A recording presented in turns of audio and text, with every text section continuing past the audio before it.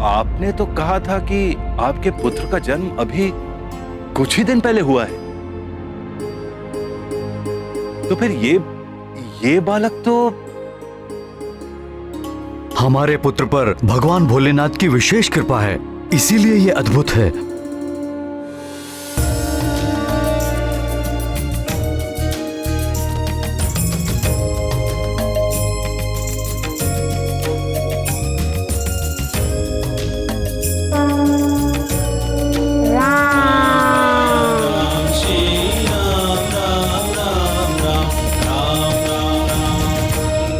जो ब्रह्मांड के कण कण में रम रहा, उस परम तत्व अर्थात हमारे स्वामी का एक नाम ये भी है, राम।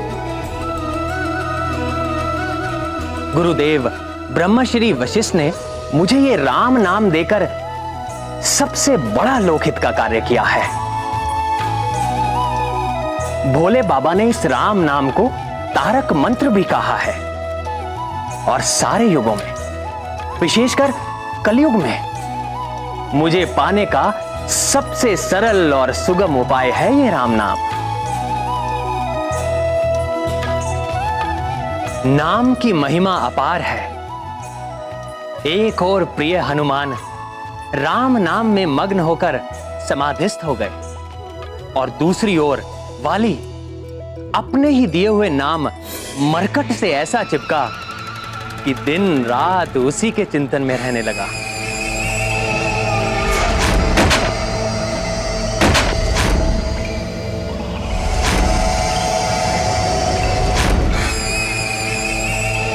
किन विचारों में मग्न हो भैया?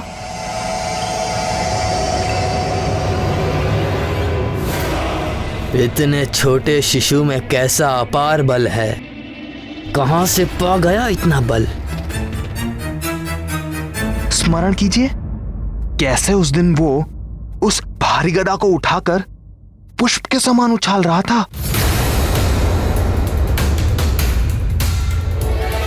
वो तो एक ही गदा उछाल रहा था, किंतु आपकी तो एक गदा दो के समान है। आपका बल तो अतुलनीय है भैया।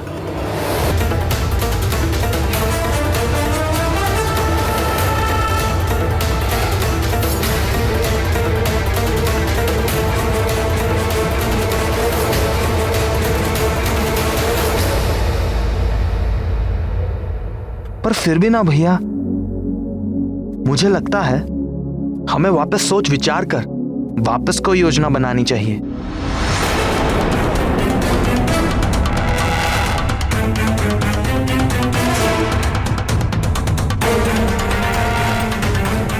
तुम कहना क्या चाहते हो सुग्रीव? स्पष्ट कहो। भैया, आप किष्किंधा के युवराज हैं और आपके प्राणों पर किसी भी तरह का कोई भी संकट ना आए, यही मेरा दायित्व है। मेरे प्राणों पर संकट? तुम उस हथेली भर के बालक से मुझे भय दिखा रहे हो? महानतम वाली को भय, प्राणों का भय। भैया, मेरे बात की आत्मा पर ध्यान दीजिए। हमें अपने शत्रु को अच्छी तरह से जानकर उनके बल को और परख कर फिर आक्रमण करना चाहिए। मैं तो केवल इतना ही कह रहा हूं। अग्रज कौन? आप। बलशाली कौन? आप। बुद्धिमान कौन? आप। तो फिर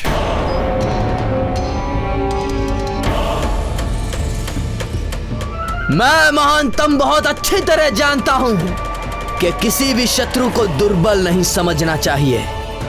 मैं महानतम बहुत विचार कर इस निर्णय तक पहुंचा हूं कि हमें उस मरकट को अच्छी तरह जानकर उसके बल को परख कर ही उस पर आक्रमण करना होगा।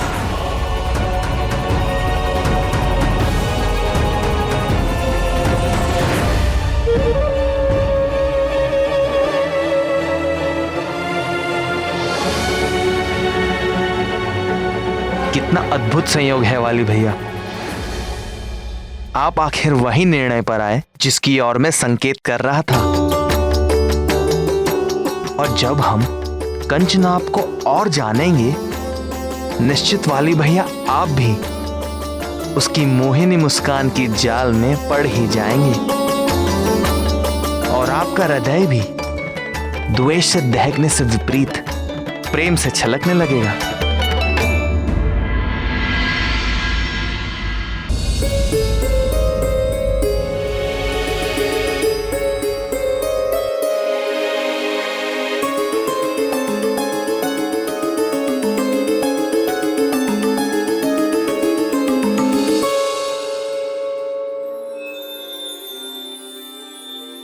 क्या सोच रहे हैं हृदयनाथ? अपने पुत्र के बारे में सोच रहा था। उसे अद्भुत कहूं या विचित्र? हाँ, देखिए ना, हमारा पुत्र अभी कुछ ही दिनों का है, किंतु आकार, बल और बुद्धि 5 वर्ष के बालक जैसी हो गई है।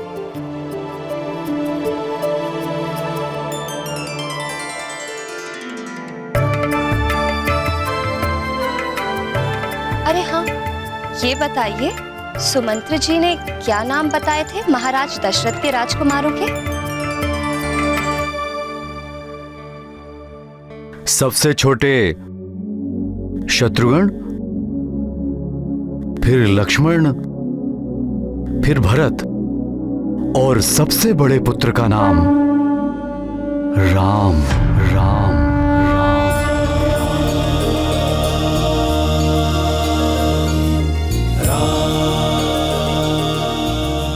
चारों नाम बहुत ही सुंदर हैं,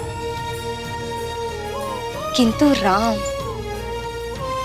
यह नाम कितना मधुर, शांतिदायक और सुखद है।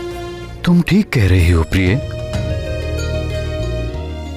कितनी शीतलता है इस नाम में, राम।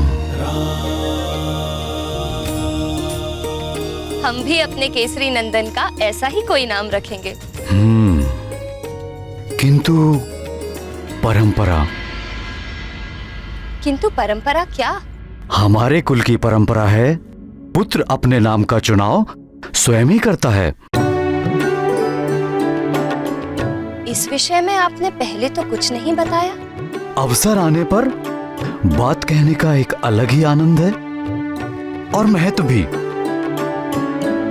तुम स्वयं ही देख लेना, जब पुरोहित जी अंजने से उसका नाम कहलवाएंगे।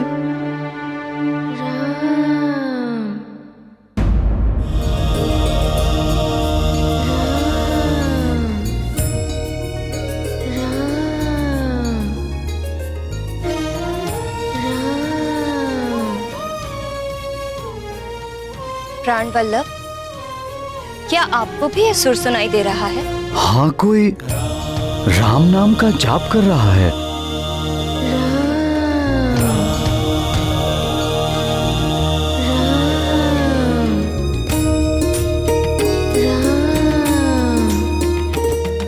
ये राम नाम के जाप की ध्वनि इसी कक्ष से आ रही है, परंतु इस कक्ष से कहां से?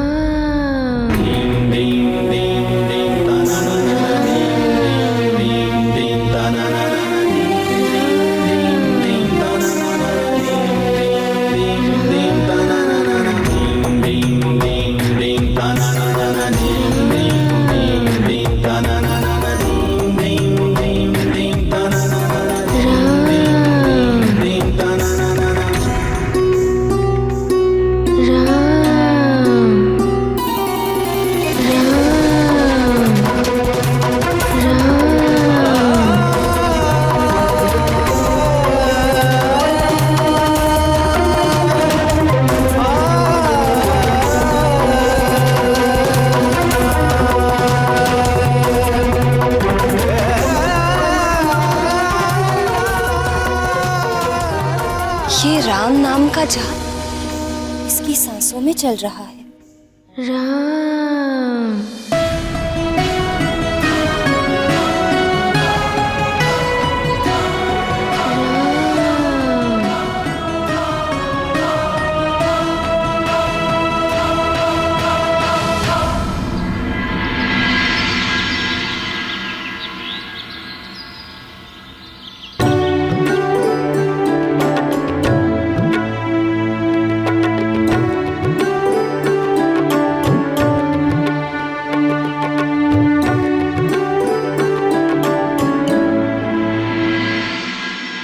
किस विचार में डूबे हैं आर्यपुत्र? क्या हुआ? कुछ नहीं, बस अपने पुत्र अंजने के बारे में सोच रहा था।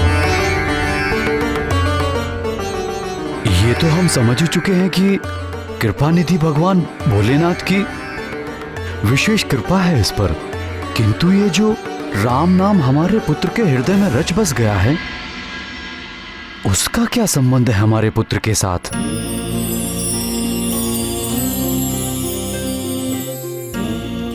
देखो, नींद में भी राम नाम सुनकर कैसे आनंदित हो रहा है।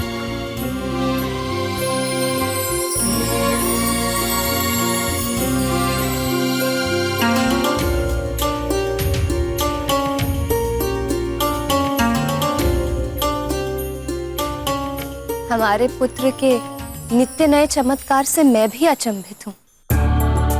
हमारे पुत्र का जन्म अवश्य किसी महान कार्य के लिए हुआ है। हम तो केवल माध्यम हैं। भगवान की लीलाएं भगवान ही समझ सकते हैं। तुम ठीक कह रही हो प्रिय। प्रभु की लीला हम प्राणियों की समझ से परे है, परंतु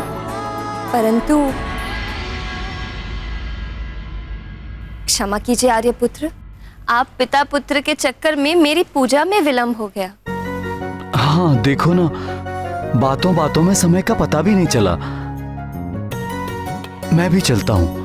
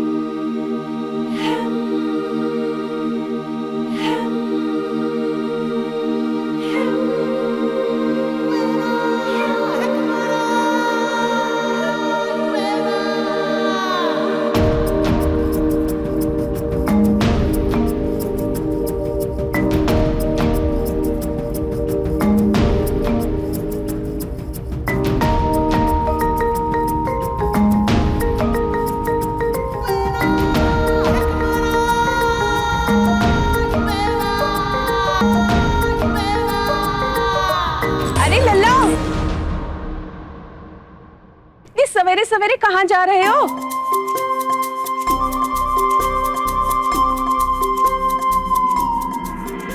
अरे अरे रुक जाइए लल्ला, अरे रुक जाइए।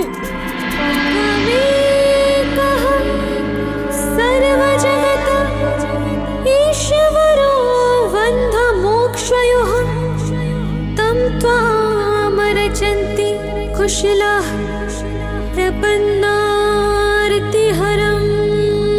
गुरुम्।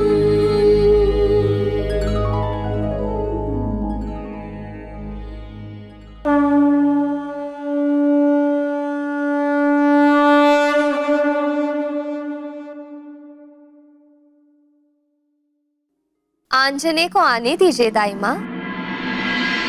बिना इधर देखे महारानी को कैसे पता चल गया कि माँ हूं मैं इसकी, और एक माँ मन की आंखों से सब देख लेती है।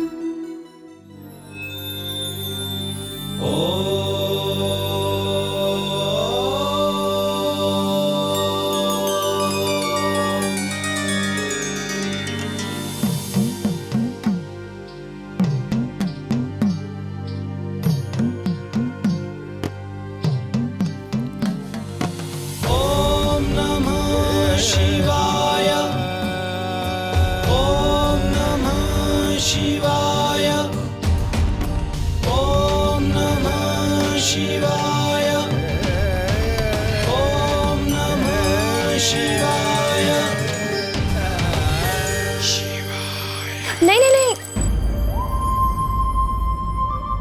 स्नान किए बगैर भगवान को जलाभिषेक नहीं कर सकते।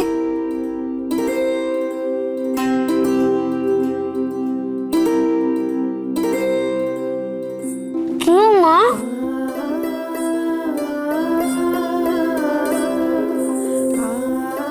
क्योंकि भगवान की पूजा करने के लिए शरीर शुद्ध, वस्त्र धुले हुए और मन निर्मल होना चाहिए।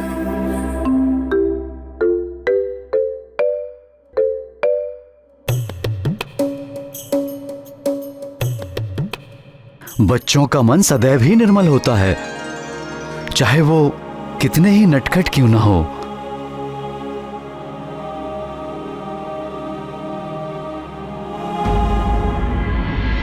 बचपन भी कितना भोला होता है। बचपन भोला अवश्य होता है, किंतु बुद्धिहीन नहीं होता। अर्थात केसरी नंदन के भोलेपन और नटखट लीलाओं पर मत जाइए आप लोग। इस भोलेपन के पीछे छिपी बुद्धि बड़ी तेज है।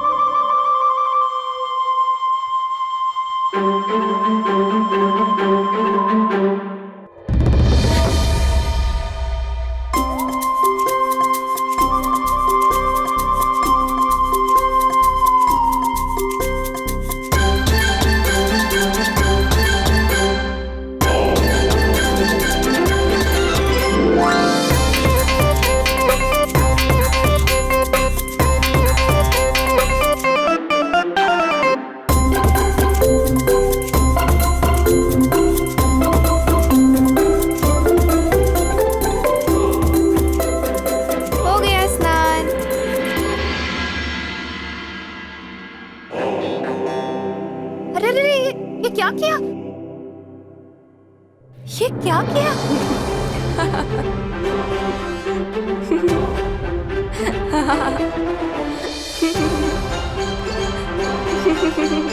क्या किया?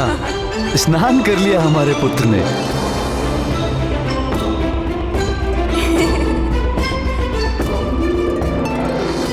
माँ, लोटा दो ना, जल अभिषेक करना है।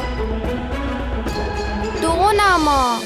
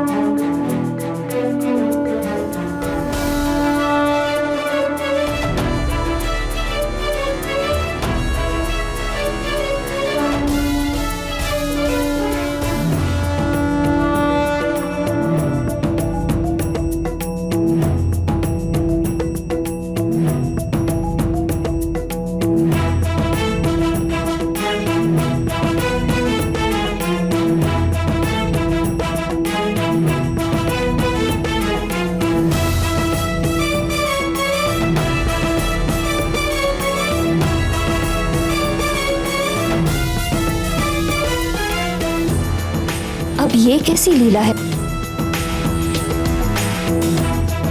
अद्भुत, ये लगातार बहता जल अवश्य ही प्रभु की कोई लीला है।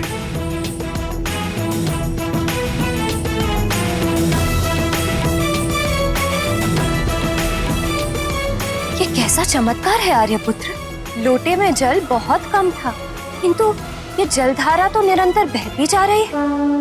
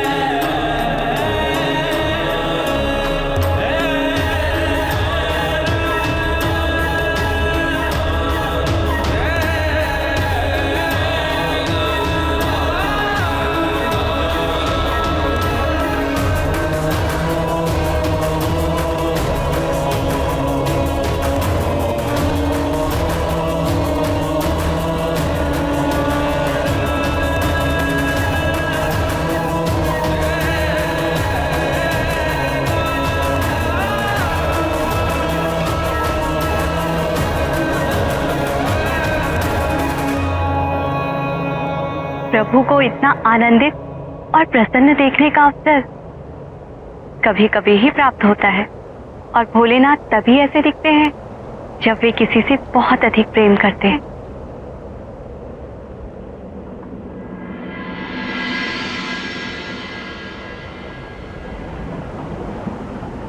अरे रे,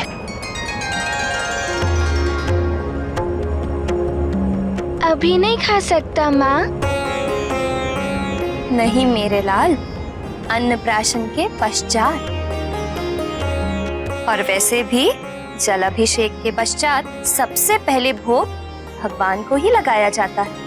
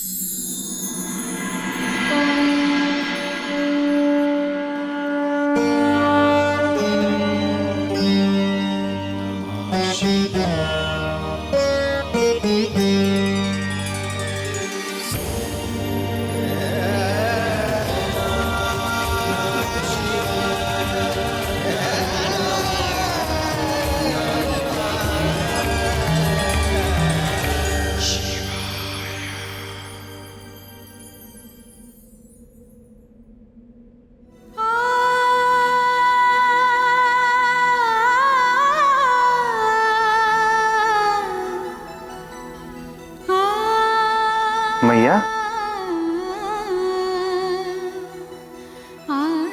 स्वामी तो यहाँ कैलाश से ही आंजनेय की नटखट और मधुर बाल लीलाओं का आनंद ले रहे हैं। मुझे भी तो कुछ करना चाहिए ना, परंतु मैं क्या करूं? मैया, आप गौरी, आपका वाहन गैया और उसका बछड़ा।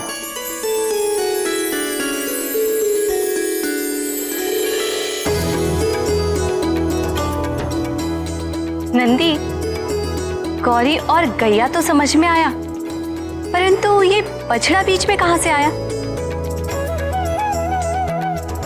मैया, वो बछड़ा मैं हूं।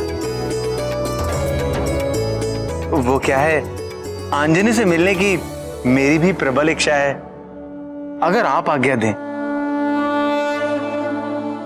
जय हो माते। सच में माँ अपनी संतान के प्रेम में क्या क्या नहीं करती। और जब बात जगत जननी गौरी की हो तो कहना ही क्या। हमारा पुत्र ये जो चमत्कार कर रहा है,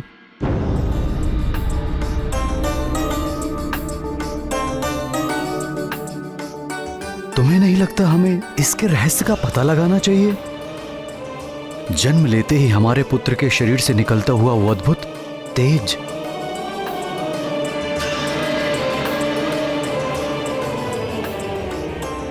उसके नन्हे पैरों की चोट से धातु पात्र का पचक जाना,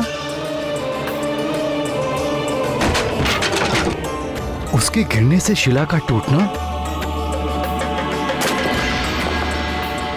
और हवन पर उसके शरीर से निकला वो दिव्य प्रकाश, असाधारण रूप से उसका प्रतिदिन बढ़ना,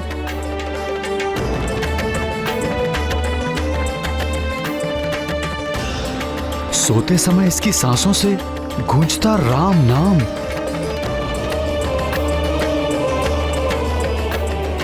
और आज का चमत्कार, लोटे से लगातार निकली जा रही जल की धारा,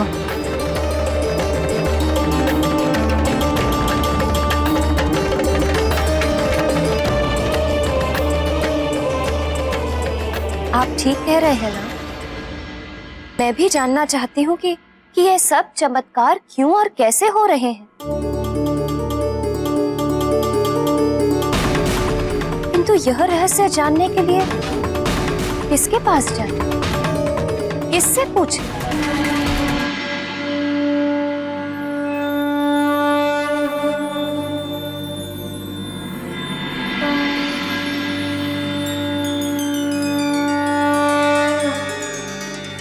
गौरी की ये गैया उत्तर देती सारे, पूछो जो भी प्रश्न मन में हो तुम्हारे। माँ,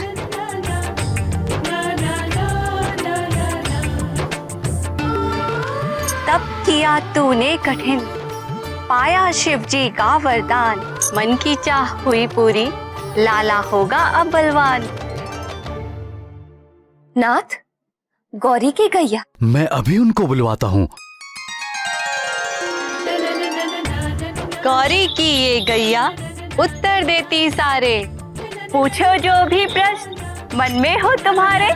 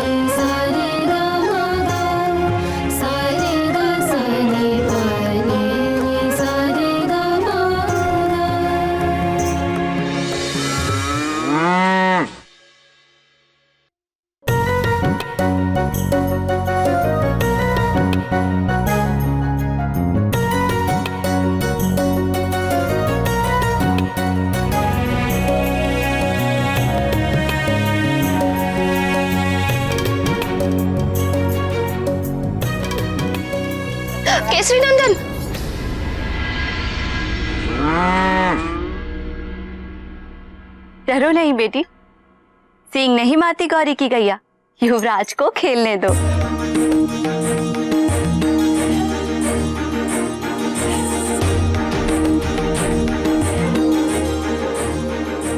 देखो लल्ला, ये है गौरी की गैया।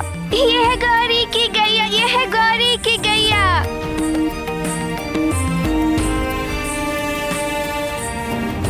और ये है गैया का बछड़ा।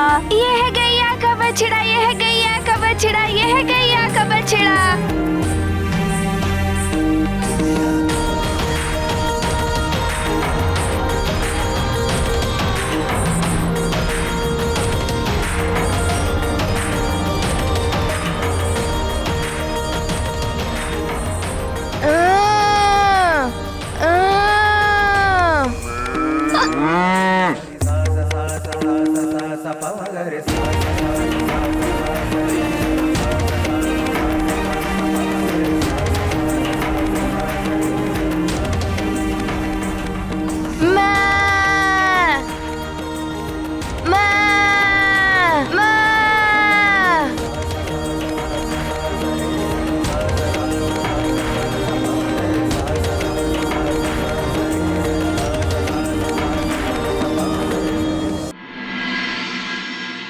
आप पूछिए ना।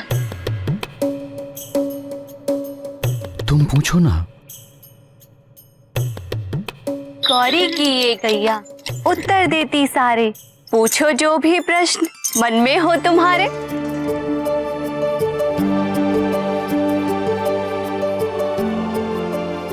हम जानना चाहते हैं कि हमारे पुत्र में जो राम नाम बस गया है,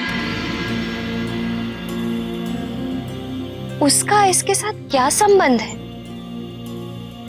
माँ, राम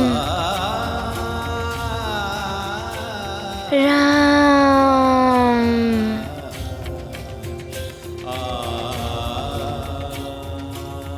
राम।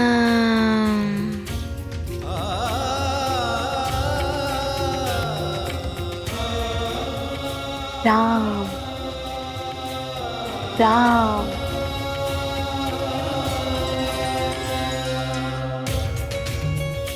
बेटी, गोद भराई में सुहागन ने तुम्हारे पुत्र के लिए दिया था एक तारक मंत्र और आशीर्वाद, कुछ स्मरण आया? भक्त ध्रुव को नारद जी ने द्वादशाक्षरी मंत्र दिया, किंतु तुम्हारे लाल के लिए जगत को तारने वाला 2 अक्षरों का तारक मंत्र है राम।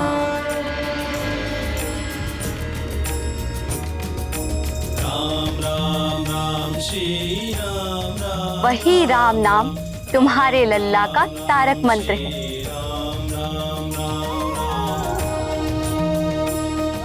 जो अब इसकी सांसों में बस गया है।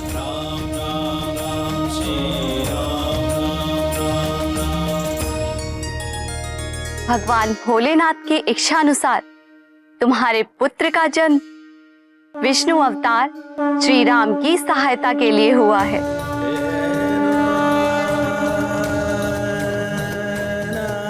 युवराज का जन्म तो बड़े बड़े कार्य करने के लिए हुआ है। इनके चमत्कारी कर्तव्यों पर तो सारा संसार चकित और मोहित रह जाएगा।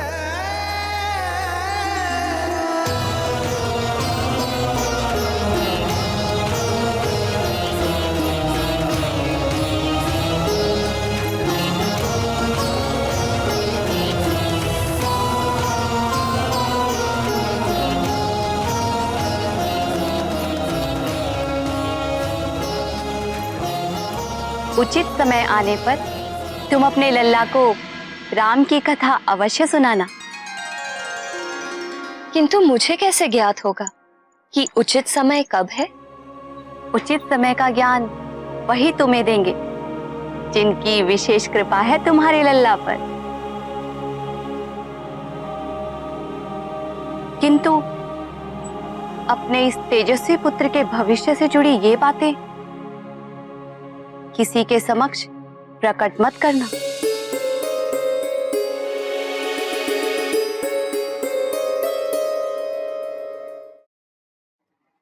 तुम्हारा तेजस्वी पुत्र शिवान। शिवान,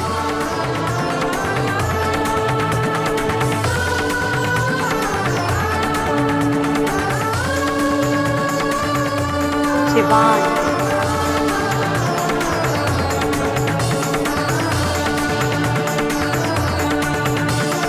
शिवांश,